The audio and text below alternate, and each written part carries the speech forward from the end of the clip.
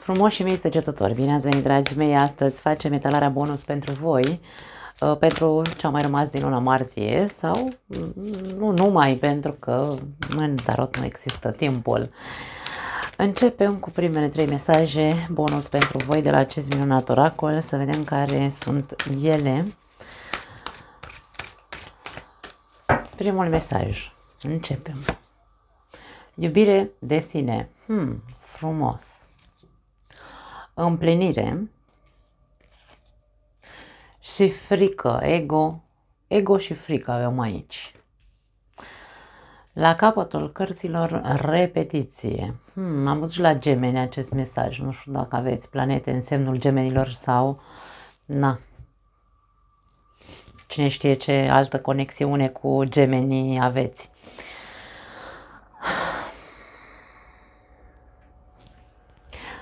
Sunt foarte profunde aceste mesaje pentru că se referă direct la tine, adică direct către interiorul tău, către iubirea de sine. Ce îți spune ego-ul tău?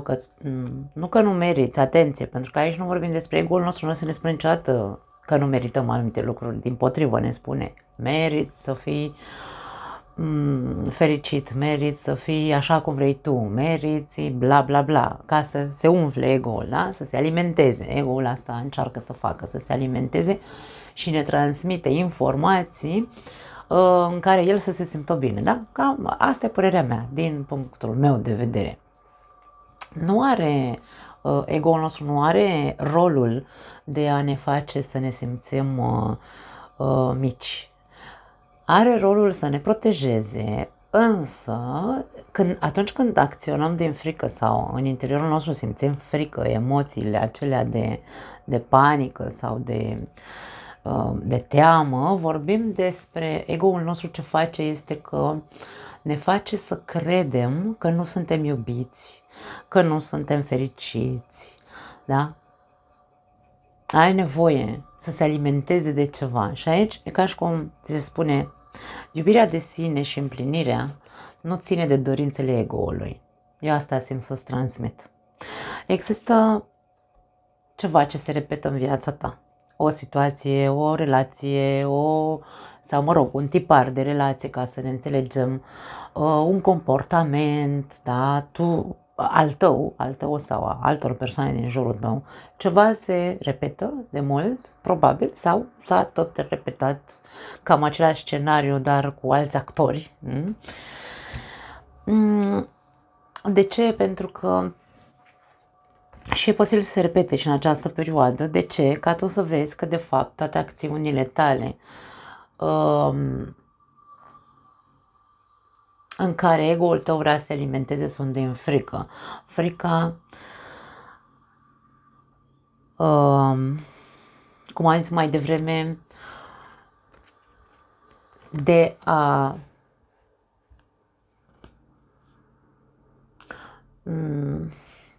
avea impresia, da, că nu sunt iubit, că nu merit mai mult, că nu...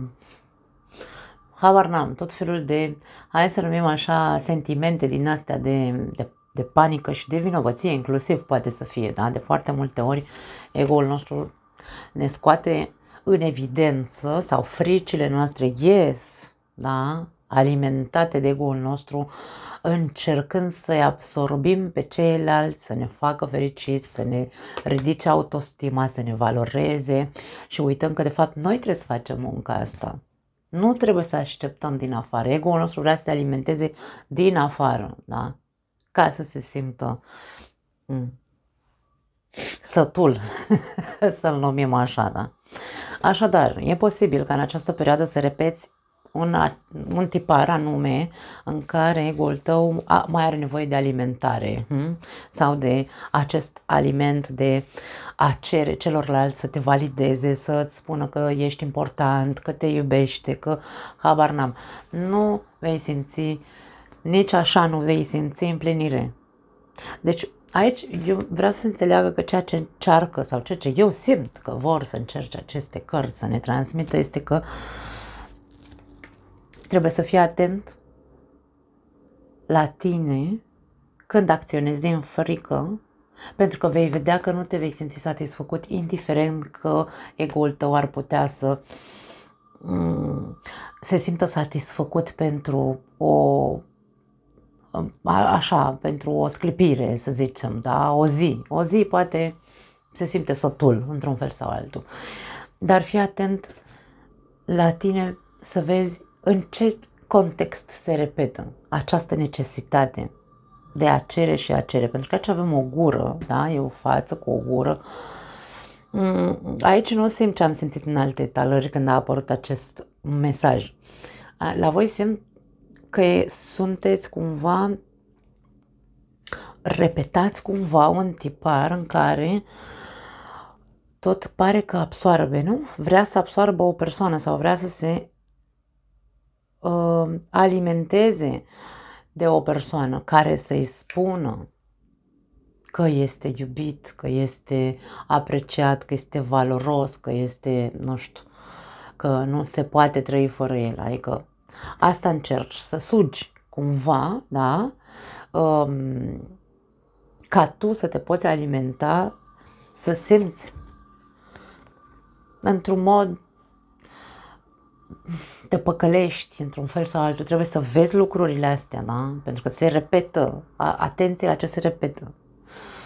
Sau circumstanța în care se repetă acest scenariu și această dorință de a-l suge pe celălalt de energie ca să te umple pe tine de iubire de sine, de valoare și de ce am zis mai devreme.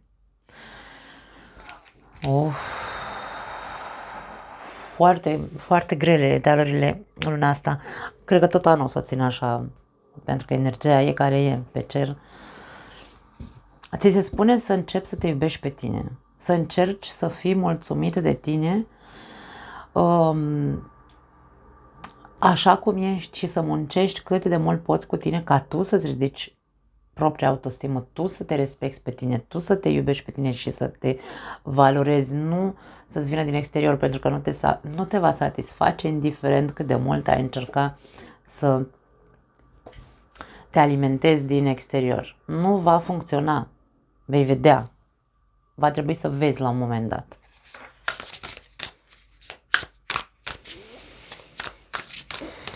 Conștientizează că e doar ego-ul tău care are nevoie, poate este tu trăiești sau treci printr-o perioadă urâtă sau ai trecut printr-o perioadă urâtă în care nu te-ai mai simțit bine cu tine, s-au declanșat toate fricile și atacurile de panică între ghilimele în tine, încât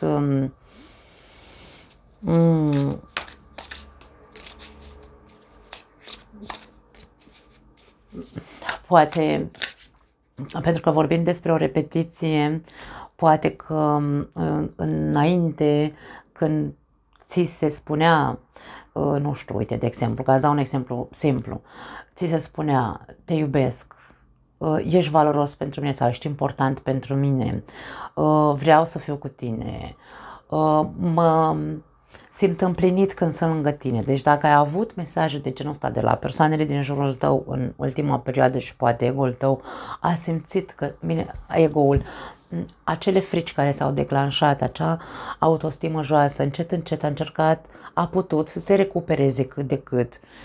Însă acum nu mai funcționează, vei vedea că nu mai funcționează, vei fi satisfăcut o oră sau două sau o zi, dar după aia vei cădea din nou în aceeași nevoie nebună de a-l suge pe celălalt de aceste mesaje. Și este un chin continuu și pentru tine și pentru cealaltă persoană sau pentru persoanele din jurul tău. Asta vreau să rămână foarte, foarte accentuat, da? Așa că ocupă-te de tine, tu cu tine, în lumină, lasă întunericul, concentrează-te doar pe lumină, concentrează-te doar pe aici plexul solar, mie vine să spun, cu toate că nu este vorba despre chakra asta, dar, iar mi se amestecă gândurile și limbile, însă aici vorbim despre acea energie pe care o simțim în stomac. În Spania sau în spaniolă există o expresie care definește foarte bine această fotografie, să o numim așa. simțirea din burtă, e ca și cum che te dicen tus tripas, adică stomacul tău, pentru că stomacul știm că este al doilea creier, da? Concentrează pe lumina, să mărești lumina din al doilea creier din corpul tău. De acolo pleacă emoțiile, din stomac, de acolo se declanșează bolile, de acolo se declanșează foarte multe lucruri. Digestia, nu știu, privește profund ce se întâmplă în această zonă a stomacului. Da? Emoțiile se află în stomacul nostru, îmi vine să zic. Na, poate pare ridicol ce spun, dar acolo știm foarte bine. Când ne doare stomacul, nu neapărat doar pentru că am mâncat ceva nașpa. Că mâncăm ceva nașpa, facem indigestie, vomităm, facem diarie sau alte chestii. Însă când constant există o mișcare a intestinelor, există o inflamație la nivel de stomac sau de intestine. Da? Așadar, dragii mei, acolo concentrează-te și acolo vindecă, îmi vine să zic. Foarte, foarte profund aici și la voi, dragii mei. Dar, insist, se repetă o situație pe care tu trebuie să vezi că nu, nici ție și nici celorlalți nu le face bine și nu te alimentează cu nimic, adică nu te hrănește. Pe moment poate da, dar nu se susține în timp, mă refer. Și are legătură cu respectul, iubirea, valoarea personală. Pajul de spade. Pajul de spade vine cu mesajul: curiozitatea este un tip de magie. Ok, poate că ar trebui să... Pentru unii dintre voi poate că ar trebui să fiți mai curioși către a investiga această cale de vindecare, vine să spun. Da. Pentru alții dintre voi, curiozitatea omoară pisica, știți cum e. Cu cât ești mai curios și cauți mai mult, cu atât o să fii tot tu mai dezamăgit. Cu atât autostima ta va fi și mai joasă, și mai joasă, da? Va scădea. Adică aici e ca și cum, doamne, respect. Dacă vorbim de respect de sine, nu uita că a fi curios sau a fi prea bănuitor, pajul de spade este cel care se apără, cel care bănuiește, cel care stă cu ochii în șapte, se uită că e în gardă tot timpul, e micul spion, nu știu, caută prin telefoane, caută prin buzunare, habar n-am, da? Deci atitudinea pajului de spade este asta. Așadar, dacă proverbul ăla zice curiozitatea a omorât pisica sau pisica a murit din cauza curiozității, cred că nu mai are rost să mai explic, da. Ar trebui să fii foarte, foarte îndreptat să înveți, pentru că pajul de spade este învățăcelul din tarot, el este foarte curios și deschis către a învăța lucruri noi.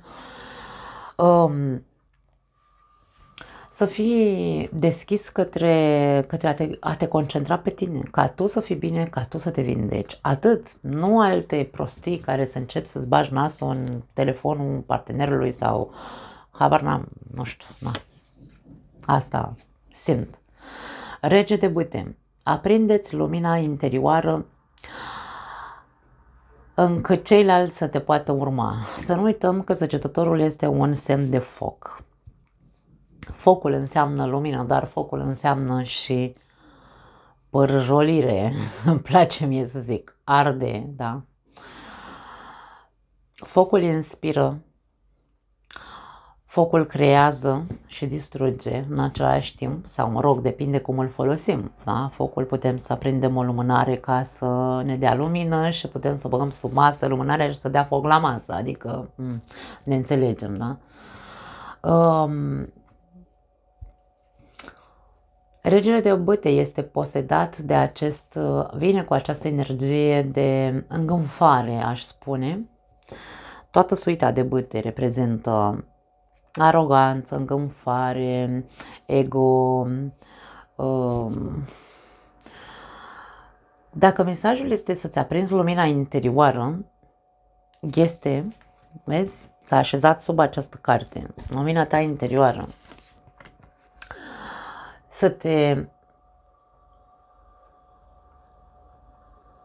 să-ți aprinzi acea lumină interioară este cu calitățile care zac în tine. Puterea de creație este una dintre calitățile regelui de bâte. A fi un lider, nu un lider egoist sau arogant, ci un lider care să știe să-i ghideze pe ceilalți. Un lider care a învățat, care s-a maturizat, care a învățat din experiențele lui și care acum are această lumină. Este cel care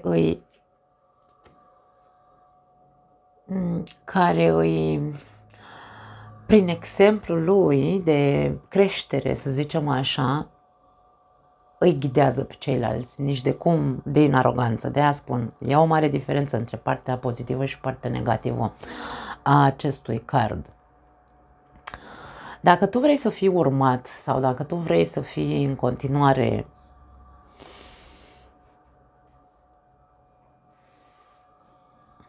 iubit, pentru că nevoia ta este asta, da? Să fii iubit, valorat, apreciat. Trebuie să înțelegi că indiferent cât de mult îți dorești asta, nu vei avea dacă nu faci acest proces de muncă cu partea pozitivă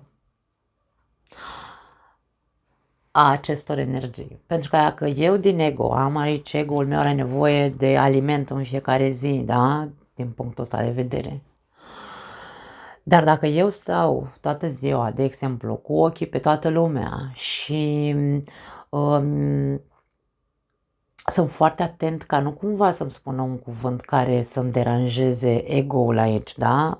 Aici implică acea parte negativă a regiului de bâte în care vorbim despre aroganță, la fel cum vorbim și despre pajul de spade, în partea lui negativă este că el caută, da? Investigează până găsește și când găsește nu-i mai convine ce a găsit, însă vrea aici să se expună într-un mod arogant și să zică, vezi, te-am văzut, te-am prins, uite, am găsit mesajul ăsta sau am făcut aia, pe când tu de fapt ai nevoie să fii iubit.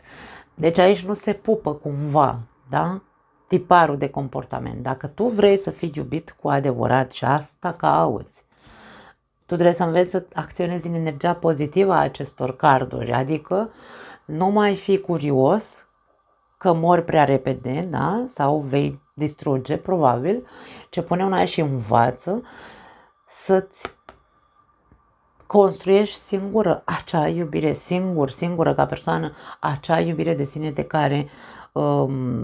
pe care o cauți în exterior. Și atunci va veni după tine acea persoană, fără ca tu să-i ceri constant, fără să-i sugi energia din ea.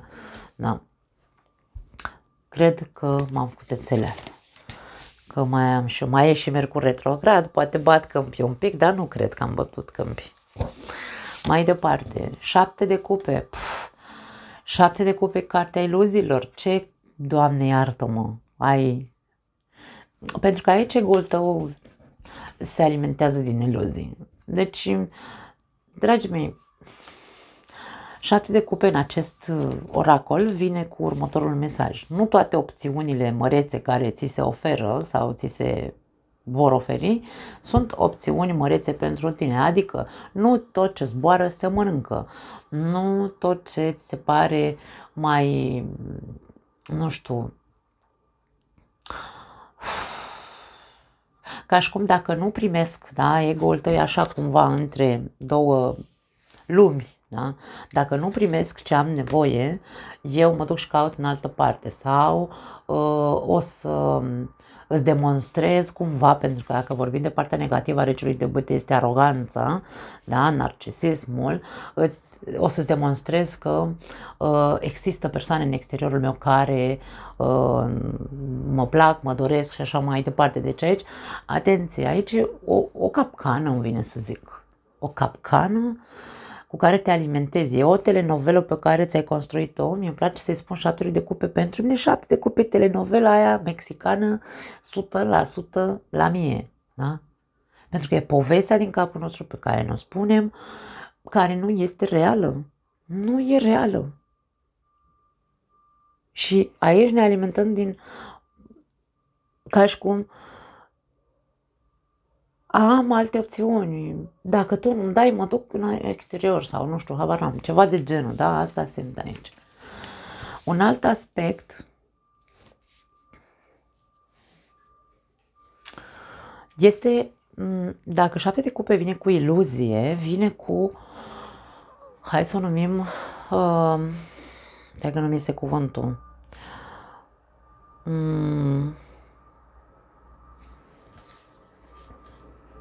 idealizare.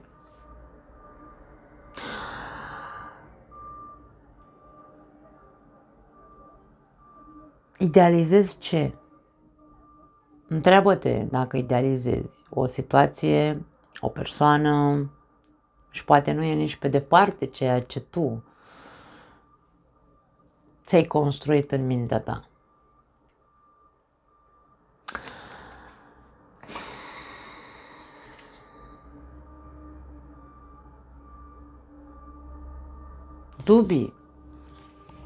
Dubii, foarte multe. 7 de cupe aduce dubii. Sunt confuz, nu mai știu ce simt, nu știu dacă mai vreau, nu știu dacă mă iubește, nu știu dacă sunt important pentru persoana de lângă mine, de exemplu.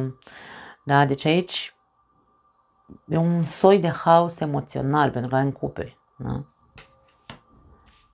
E o perioadă complicată, dragii mei, pentru toți, nu doar pentru săgetători, repet. Dar aici ca și cum nu te mai alimenta din acea iluzie, din a idealiza acea persoană sau de a idealiza ceea ce îți spune. Nici asta nu mai faceți.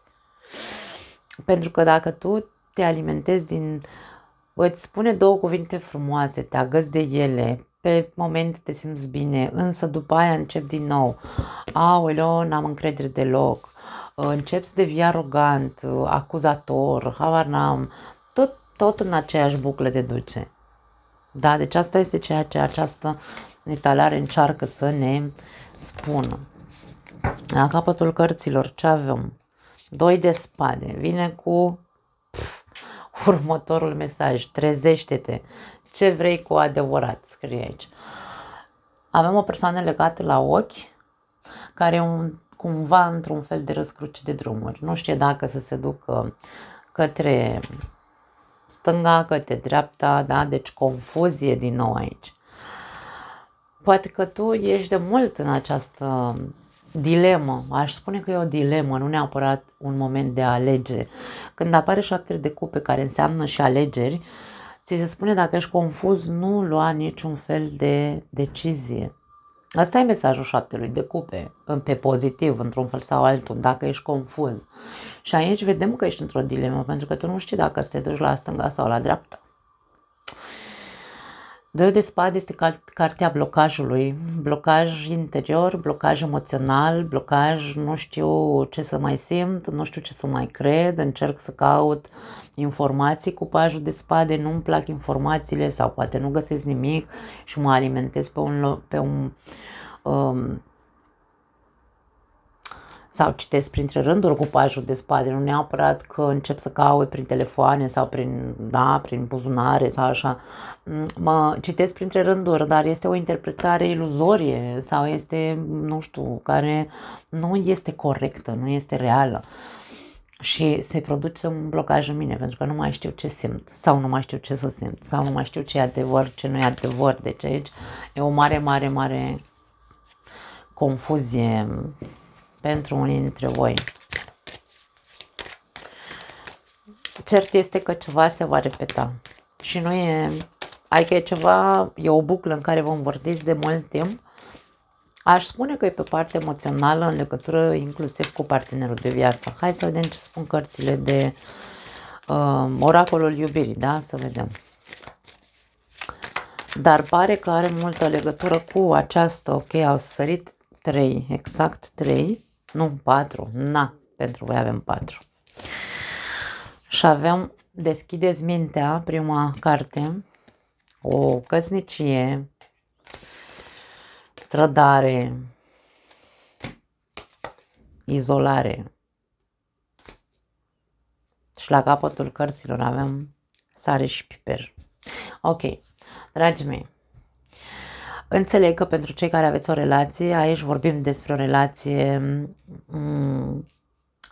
serioasă sau inclusiv o căsnicie, da, pentru că avem aici această acest card care ne vorbește despre căsnicie, ori sunteți căsătoriți, ori aici vorbim despre o trădare la nivel de nu știu, hai să zicem așa, ești într-o relație serioasă, însă nu sunteți căsătoriți. Și aici cineva l-a trădat pe celălalt cu cineva căsătorit.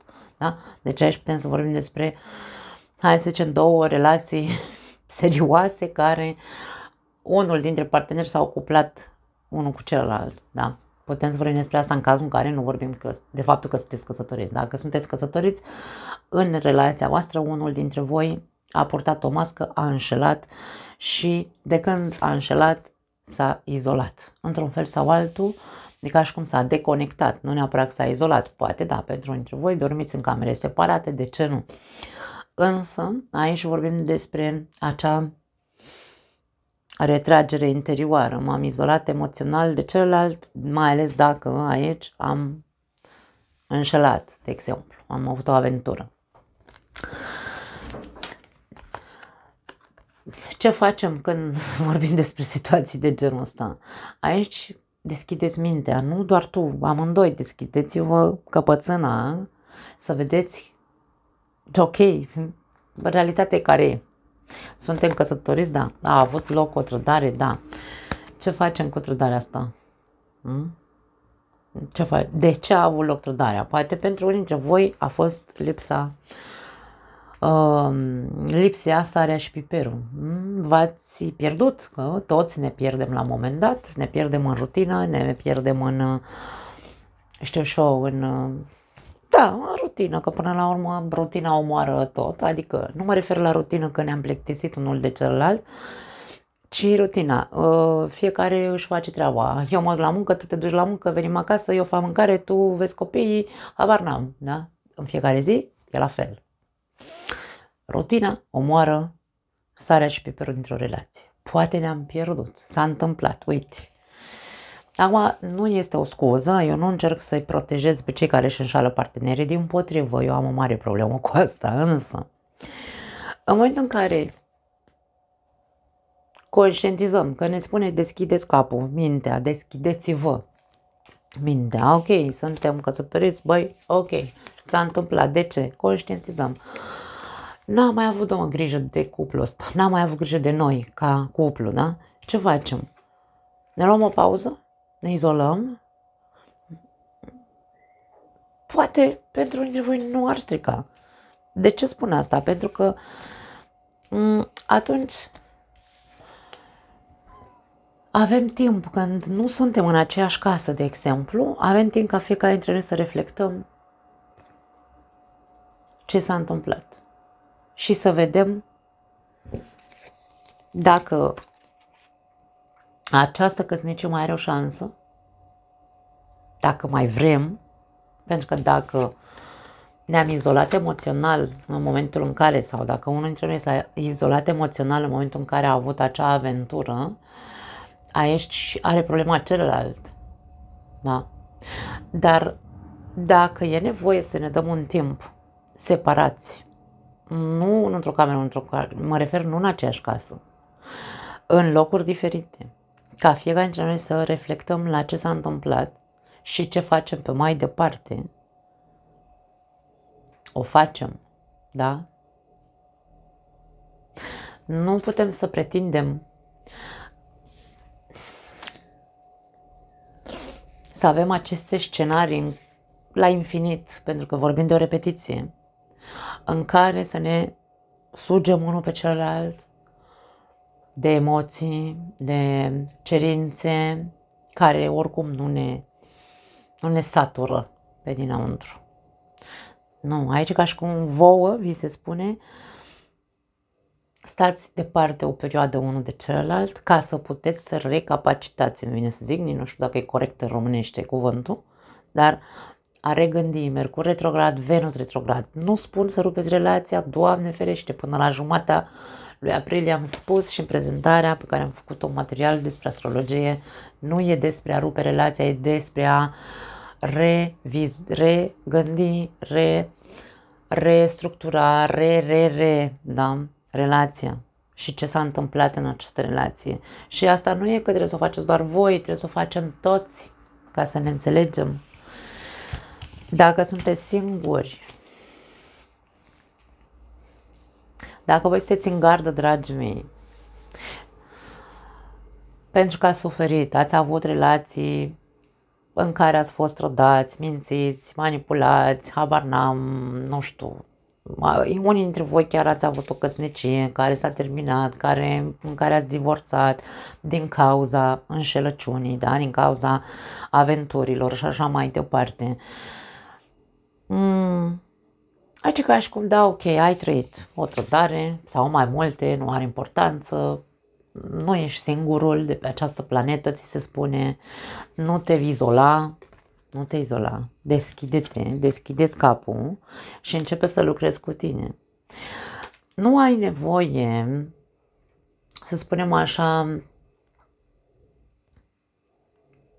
să mai ceri validare sau nu este o bună strategie să ceri validare sau să încerci să cauți nod în papură fiecarei persoane care intră în viața ta, pentru că aici avem rege de bâte, avem pași de spade, avem 7 de cupe, e ca și cum tu singur câteodată, în loc să te lași cumva așa, nu neapărat dus de val sau să te iluzionezi foarte tare, dar câteodată ce faci este că cauți nod în papură cu acea energie a pajului de spade, că toate persoanele care intră în viața ta, nu știu, parcă atrag numai aroganți, parcă atrag numai narcisiști, parcă atrag numai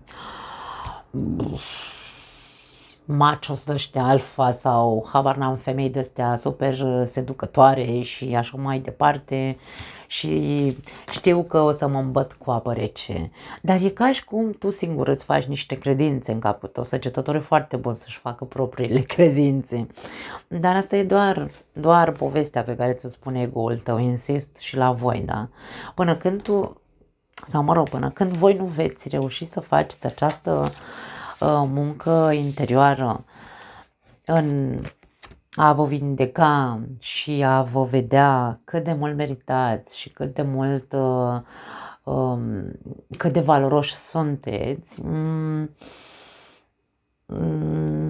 veți găsi, probabil, da, o să facă realitate ceea ce vă spune ego-ul vostru și veți găsi doar persoane narcisiste, doar persoane interesate, doar persoane arogante și așa mai departe. Aici vorba despre, ok, deschideți mintea, lasă-ți fosta parteneră care te-a înșelat și te-a batjocorit, închide capitolul ăla, e un moment de închidere de capitole, dragii mei, și nu te mai izola. Adică aici ca și cum stai departe de fosta poveste, nu te mai alimenta din ea, da? Treci peste, mergi mai departe.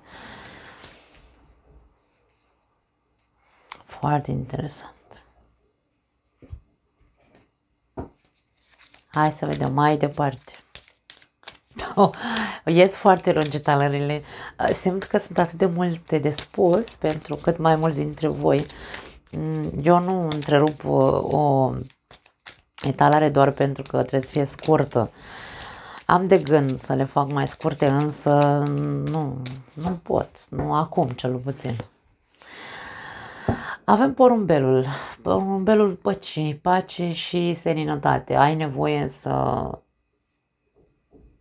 găsești pacea interioară, cum am vorbit și mai devreme. Avem balena. gardiana înțelepciunii. Dragii mei, voi sunteți înțelepți, voi veniți, am mai spus, eu cred că am mai văzut mesajul ăsta tot la voi, la săgetători, acum ceva timp.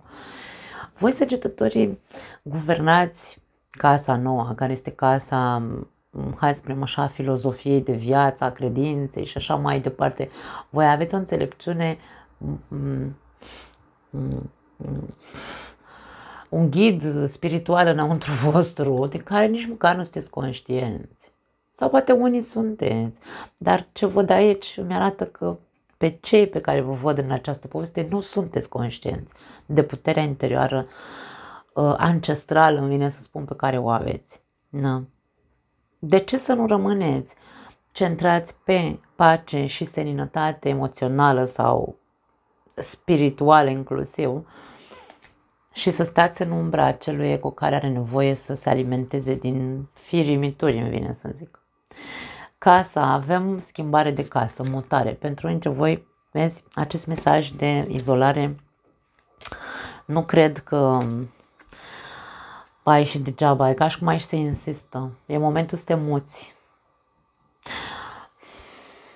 Insist, nu e despre a te despărți.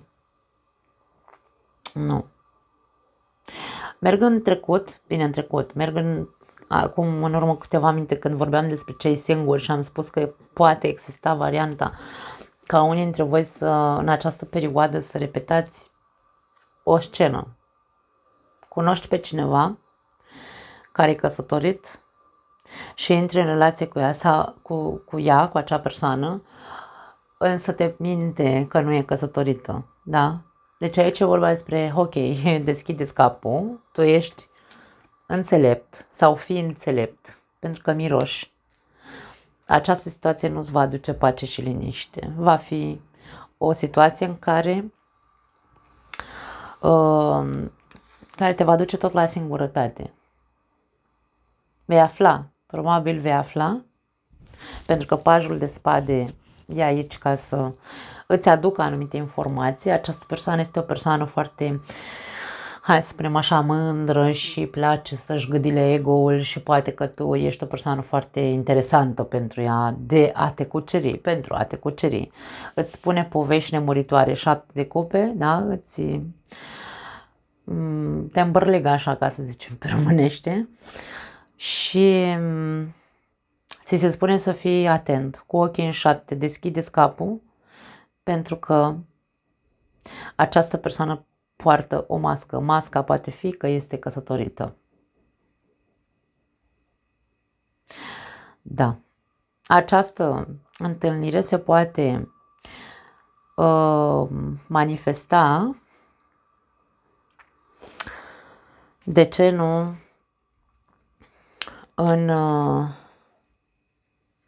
într-un moment, sau poate tu ai de gând să te muți, nu știu, uite, te duci, de exemplu, ești într-o țară străină, te duci în România înapoi, sau din România pleci în altă țară, sau te muți din orașul tău în alt oraș, sau din cartier în cartier, nu contează. Are o legătură cu o schimbare de locație. Da? Te muți în altă casă și acolo, poate, în acel context, nu găsești persoana în casa aia, mă refer, în acel mediu înconjurător, vei întâlni această persoană. La capătul cărților avem gazela, schimbare și puritate. Avem pace și seninătate, schimbare și puritate. Aici e ca și cum ai nevoie să te purifici, să-ți purifici energiile.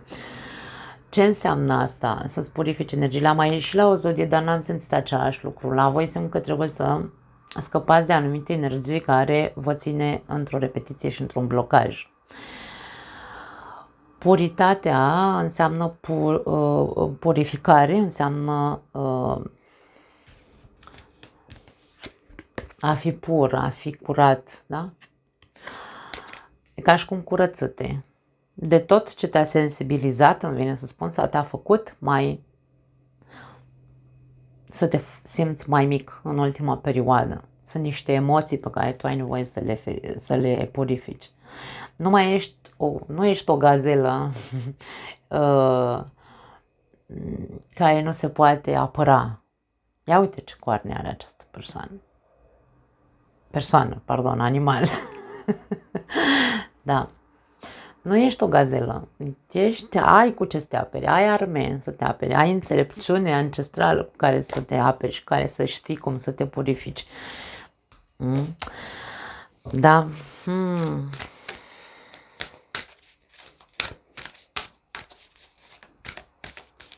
Hai să mai vedem 3 mesaje pentru voi, foarte interesante etalarea.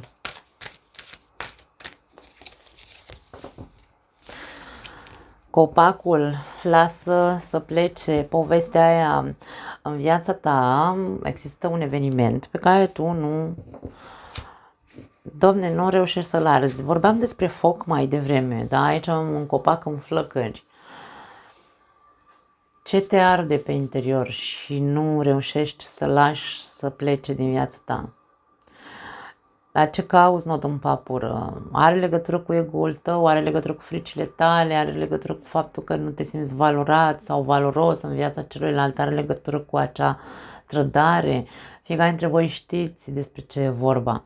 Însă, focul, din nou, insist, pe partea pozitivă înseamnă purificare. Pe partea negativă înseamnă mă arde sau sunt scrum deja. Lasă să plece acea problemă care te arde și te mănâncă pe dinăuntru. Nu pot să zic altceva. Avem o persoană bine îmbrăcată, e ca și cum în rochie de mireasă, da, are o rochie de gală, care e tristă lângă acest copac și e foarte ca și cum nostalgică, e ca și cum a pierdut ceva foarte important. Însă, coroana acestui copac ne vorbește despre mintea noastră. În mintea noastră se întâmplă ceva ce ne arde, inclusiv pe interior. Și care ne face foarte mult rău și nu conștientizăm. De aia spun că se insistă foarte mult pe a purifica odată mintea. Purifică mintea ca să înceapă să se vindece și această și celălalt creier, stomacul, cum spuneam la început, nu? Gândește înainte de a judeca, wow. Gândește întâi înainte de a judeca. Ce judeci atât de aspru aici? Am zis, coroana aceasta a copacului, acestui copac care este în flăcări, ne reprezintă capul nostru, mintea noastră. Dacă arde, mintea ta arde, judecând pentru că ai simțit rădări, ai simțit dureri.